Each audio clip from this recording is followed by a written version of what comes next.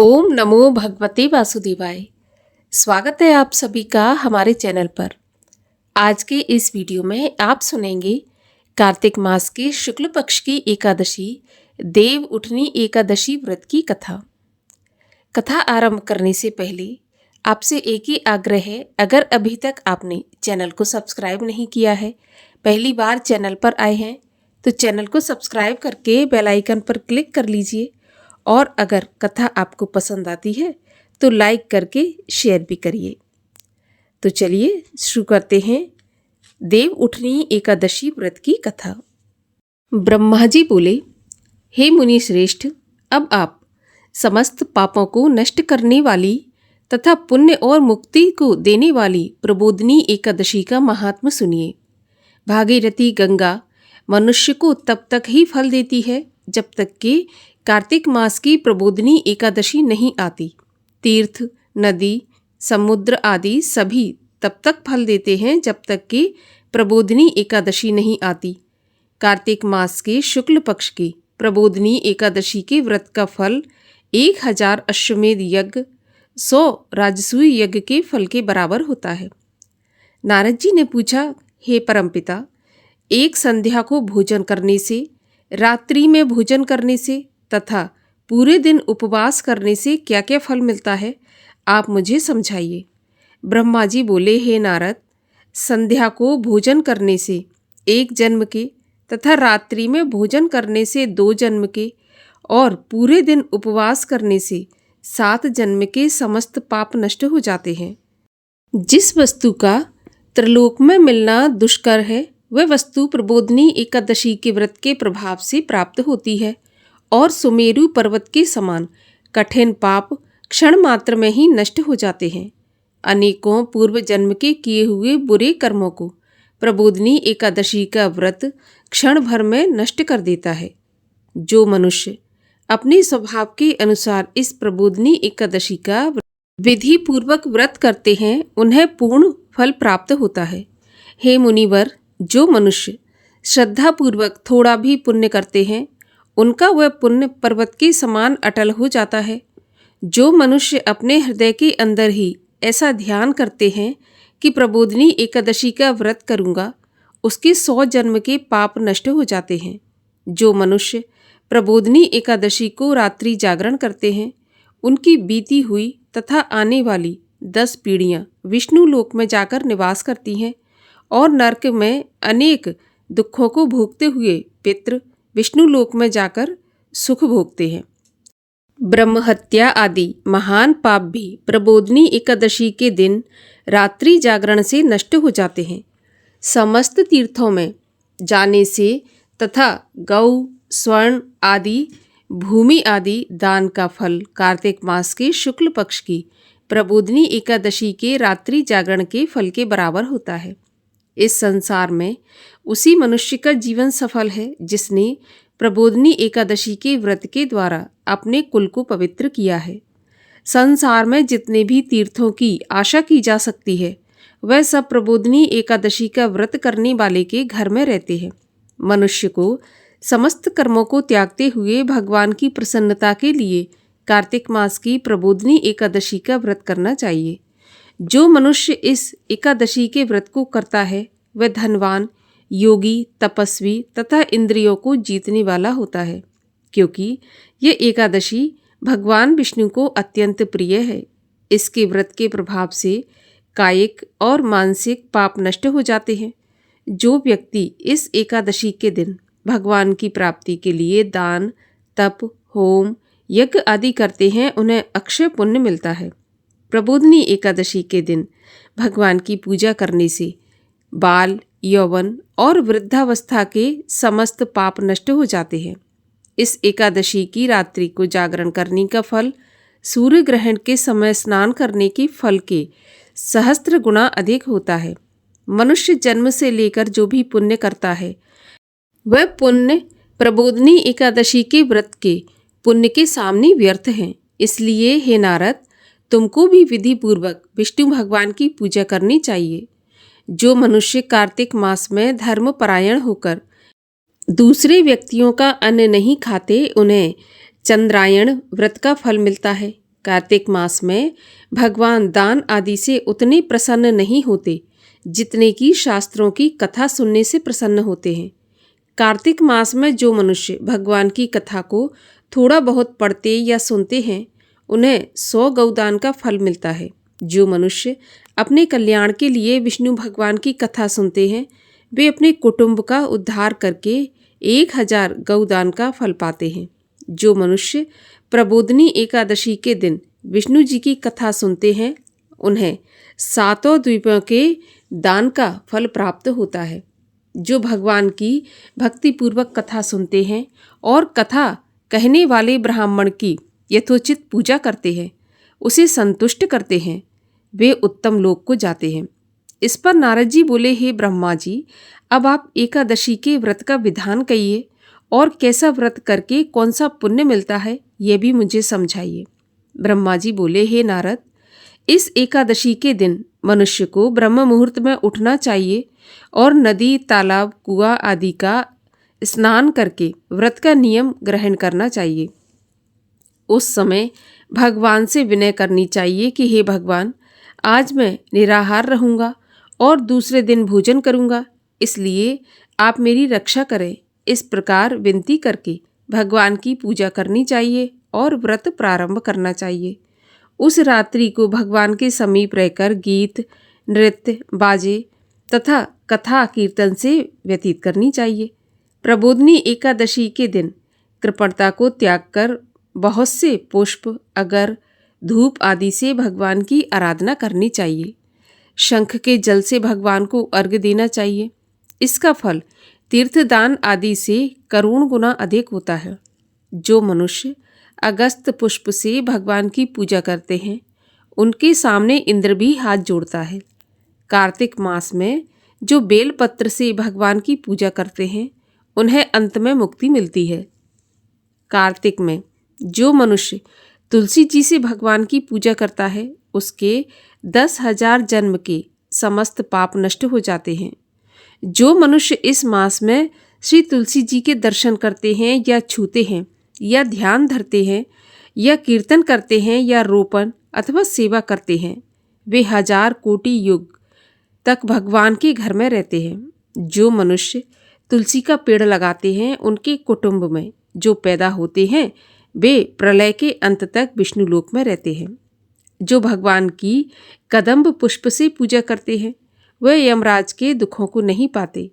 जो गुलाब के पुष्प से भगवान की पूजा करते हैं उन्हें मुक्ति मिलती है। जो मनुष्य बकुल और अशोक के फूलों से भगवान की पूजा करते हैं वे अनंत काल तक शोक से रहित होते हैं। जो मनुष्य भगवान विष्णु की सफ़ेद और लाल कनेर के फूलों से पूजा करते हैं उन पर भगवान अत्यंत प्रसन्न होते हैं। जो मनुष्य भगवान विष्णु की दूर्वा दल से पूजा करते हैं वे पूजा के फल से 100 गुना फल अधिक पाते हैं।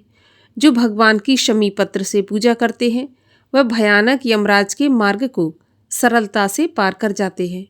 जो मनुष्य चंपक पुष्प से भगवान विष्णु की पूजा करते हैं वे आवागमन के चक्र से छूट जाते हैं। जो मनुष्य स्वर्ण का बना हुआ केतकी पुष्प भगवान पर चढ़ाते हैं उनके करोड़ों जन्म के पाप नष्ट हो जाते हैं। जो मनुष्य भगवान की पीले और रक्तवर्ण कमल के सुगंधित फूलों से पूजा करते हैं उन्हें श्वेत दीप में स्थान मिलता है। इस प्रकार रात्रि में भगवान की पूजा करके प्रातःकाल शुद्ध नदी के जल से स्नान करना चाहिए। स्नान करने के पश्चात भगवान की प्रार्थना करते हुए घर आकर भगवान की पूजा करनी चाहिए। इसके बाद व्रत के लिए ब्राह्मणों को भोजन कराना चाहिए और दक्षिणा देकर मीठे वाक्यों द्वारा उनको विदा करना चाहिए। इसके उपरांत भोजन, गौ और दक्षिणा से गुरु की पूजा करनी चाहिए। ब्राह्मणों को यथाशक्ति दक्षिणा देनी चाहिए। जिस ब्राह्मण को रात्रि में भोजन कराएं उसे स्वर्ण सहित बैल दान करना चाहिए। जो मनुष्य फल की आशा करते हैं उन्हें फल दान करना चाहिए। तेल की जगह घी और घी की जगह दूध और अन्नों में चावल दान करना चाहिए। जो मनुष्य इस व्रत में भूमि शयन करते हैं उन्हें सभी वस्तुओं सहित शय्या दान करना चाहिए। जो मौन धारण करते हैं उन्हें स्वर्ण सहित तिल दान करना चाहिए। जो मनुष्य बालों को धारण करते हैं उन्हें दर्पण दान करना चाहिए। जो मनुष्य कार्तिक मास में उपानय धारण नहीं करते उन्हें उपानय दान करना चाहिए। जो मनुष्य इस मास में नमक त्यागते हैं उन्हें शक्कर दान करनी चाहिए। जो मनुष्य नित्य प्रति देव मंदिरों में दीप जलाते हैं उन्हें सोने या तांबे के दीप को घी तथा बत्ती सहित दान करना चाहिए। जो मनुष्य चातुर्मास व्रत में किसी वस्तु को त्याग देते हैं उन्हें उस दिन से पुनः ग्रहण करनी चाहिए। जो मनुष्य प्रबोधिनी एकादशी के दिन विधि पूर्वक व्रत करते हैं उन्हें अनंत सुख मिलता है और अंत में स्वर्ग को जाते हैं। जो मनुष्य चातुर्मास व्रत को बिना किसी विघ्न के पूरा कर लेते हैं उन्हें फिर दोबारा जन्म नहीं मिलता। जिन मनुष्यों का व्रत खंडित हो जाता है वह नरक को जाते हैं और जो मनुष्य इस एकादशी के महात्म को पढ़ता और सुनता है उसे अनेक गौदान का फल प्राप्त होता है। हे नारद, ये मैंने प्रबोधिनी एकादशी व्रत का महात्म तुम्हें सुनाया है और अब तुम एकादशी के व्रत में सुनी जाने वाली कथा भी सुनो। एक राजा था, उसके राज्य में प्रजा सुखी थी। एकादशी के दिन कोई भी अन्न नहीं बेचता था, सभी लोग फलाहार करते थे। भगवान ने एक बार उनकी परीक्षा लेनी चाहिए। भगवान ने एक सुंदर स्त्री का रूप धारण किया और सड़क पर बैठ गए। राजा अचानक उधर से निकले तो उस सुंदरी को देखकर चकित हो गए। उससे राजा ने पूछा कि तुम कौन हो, इस तरह यहाँ पर क्यों बैठी हो? तो वह बोली, मैं एक निराश्रित हूँ, नगर में कोई जाना पहचाना नहीं है, किससे सहायता मांगूं? राजा उसके रूप पर मोहित था, उससे बोला, तुम मेरे महल में चलकर मेरी रानी बनकर रहो। तो वह सुंदरी बोली, मैं तुम्हारी बात मानूंगी, पर तुम्हें राज्य का अधिकार मुझे सौंपना होगा। राजा पर मेरा पूर्ण अधिकार होगा, राज्य पर मेरा पूर्ण अधिकार होगा। मैं जो भी बनाऊंगी तुम्हें खाना होगा। राजा उसके सौंदर्य से प्रभावित था तो उसकी सारी शर्तें उसने स्वीकार कर ली। अगले दिन एकादशी थी। रानी ने हुक्म दिया कि बाजारों में अन्य दिनों की तरह अन्न बेचा जाए। उसने घर में मांस मछली आदि पकाए तथा राजा के सामने परोसकर खाने के लिए कहा। राजा बोले, रानी, आज एकादशी है, मैं तो केवल फलाहार ही करूँगा। तो रानी ने शर्त की याद दिलाई और बोली कि या तो खाना खाओ, नहीं तो मैं बड़े लड़के का सिर काट लूँगी। तब राजा ने अपनी स्थिति अपनी बड़ी रानी से कही तो बड़ी रानी बोली, महाराज, धर्म मत छोड़ो, लड़के का सिर काटती है तो काटने दो। पुत्र तो फिर मिल जाएगा पर धर्म जाकर फिर नहीं मिलेगा। इसी दौरान बड़ा लड़का खेलकर आ गया और माँ की आंखों में आंसू देखकर वह माँ से रोने का कारण पूछने लगा। तो माँ ने उसे सारी स्थिति बता दी। तो वह बोला कि मैं सिर कटवाने के लिए तैयार हूँ, पिताजी के धर्म की रक्षा होगी और अवश्य होगी। राजा भी मन कड़ा करके दुखी मन से लड़के का सिर देने को तैयार हुए। तो रानी के रूप में भगवान विष्णु ने प्रकट होकर असली बात राजा को बताकर कहा कि तुम परीक्षा में पास हुए। और भगवान ने प्रसन्न मन से उन्हें वरदान मांगने को कहा। तो राजा बोला कि प्रभु, आपका दिया हुआ सब कुछ है, आप हमारा उद्धार कीजिए। उसी समय एक विमान उतरा। राजा अपना राज्य पुत्र को सौंपकर उसमें बैठकर परमधाम को चले गए और राजकुमार धर्म से राज्य करने लगा। यहाँ पर प्रबोधिनी एकादशी व्रत की कथा और महात्म समाप्त होता है। और अब सुनिए एकादशी माता की आरती। ओम जय एकादशी माता मैया, जय एकादशी माता, विष्णु पूजा व्रत धारण कर शक्ति मुक्ति पाता। ओम जय एकादशी माता, तेरे नाम गिनाऊं देवी, भक्ति प्रदान करनी गण गौरव की देनी माता शास्त्रों में बरनी। ओम जय एकादशी माता। मार्ग शीर्ष के कृष्ण पक्ष की उत्पन्ना विश्व तारिणी जन्मी। शुक्ल पक्ष में हुई मोक्षदा मुक्तिदाता बन आई। ओम जय एकादशी माता। पौष के कृष्ण पक्ष की सफला नामक है। शुक्ल पक्ष में होए पुत्रदा आनंद अधिक रहे। ओम जय एकादशी माता। नाम षट तिला माघ मास में कृष्ण पक्ष आवे। शुक्ल पक्ष में जया कहावे विजय सदा पावे। ओम जय एकादशी माता। विजया फागुन कृष्ण पक्ष में शुक्ला आमल की। पाप मोचनी कृष्ण पक्ष में चैत्र माह वाली।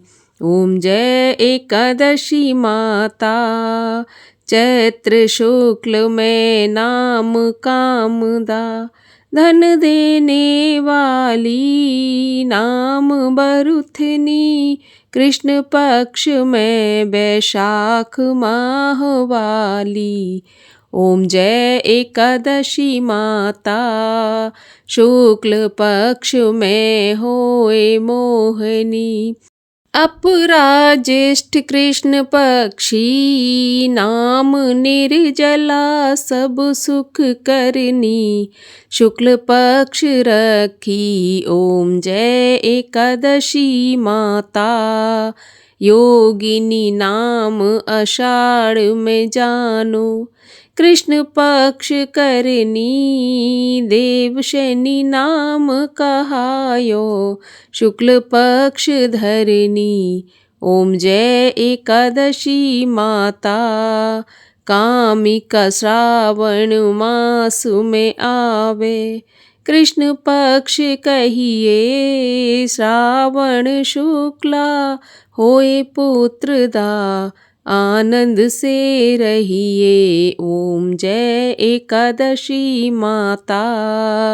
अजा भाद्रपद कृष्ण पक्ष की परिवर्तनी शुक्ला।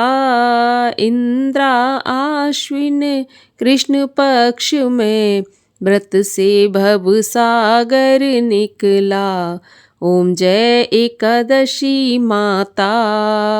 पापांकुशा है शुक्ल पक्ष में पाप हरन हारी। रमा मास कार्तिक में आवे सुखदायक भारी।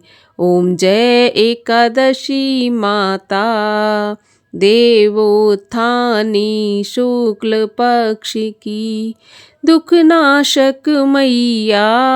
लौंद मास की करूँ मैं विनती पार करो नैया। ओम जय एकादशी माता। शुक्ल लौंद में होए पद्मिनी। दुख दारिद्र हरिणी। परमा कृष्ण पक्ष में होती जन मंगल करनी। ओम जय एकादशी माता। जो कोई आरती एकादशी की भक्ति सहित गावे। जन सामान्य स्वर्ग का वासा निश्चय ही पावे। ओम जय एकादशी माता। बोलिए एकादशी माता की जय।